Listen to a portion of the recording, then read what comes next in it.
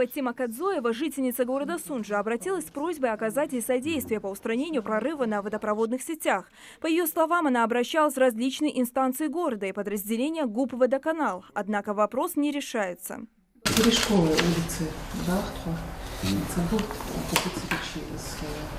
Хэмтуди по улице Тайодыжа. Спрашивайте, я уже по улице затоплено. Цабут пришла обращаться для и местный водоканал, и управление. Письменно жалоба и ЦЕК Варцевич. То там закрыто, то на выезде.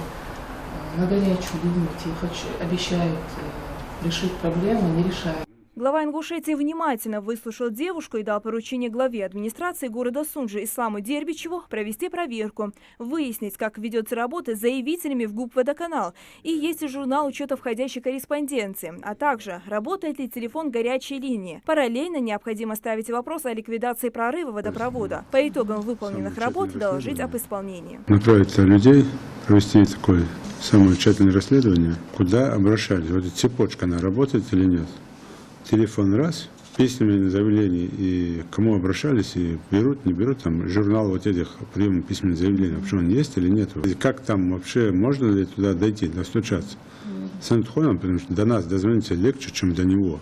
Параллельно сразу же, прямо сегодня задачу поставить по ликвидации и очень жестко разобраться с этим товарищем ГУП «Водоканал» или кто за это отвечает. Вот до снятия с должности. Людмила Добрынина на встречу с главой Ингушетии приехала из Ростова. В своем обращении заявительница выразила желание провести работы по внедрению в Ингушетии запатентованного медицинского изобретения в области детской ортопедии – корсета, стройность Добрыня. Обратившаяся выразила надежду на поддержку со стороны руководства республики. Одобрение получила, что он на самом деле лечебный, что за 3 месяца детей можно вытащить со сколиоза. Даже с 3-й степени. И сейчас доказываю, кроме этого, я тогда по ортопедии обращалась в Роснадзор, а сейчас доказываю, даже это инсультники, это дети ДЦП, это сахарный диабет. Юнус Бекевкуров, в свою очередь, сказал зампреду Хусейну Зурабову о необходимости подготовки предложений до 10 мая текущего года, о целесообразности внедрения данного изобретения на территории Ингушетии. Запишите, разберитесь с этим вопросом. Во-первых, если там финансовое обоснование, если не бесплатно же делают, какой-то пилотный эксперимент провести, собрать детей, у которых вот эта болезнь, собрать родителей. И на уровне родителей, хотя бы они же не сумасшедшие родители, чтобы не попытаться вылечить своего ребенка, если такая тема есть. Я думаю, что они с удовольствием на это пойдут. Вопрос в другом, как это там хотя бы в частных целях внедрить.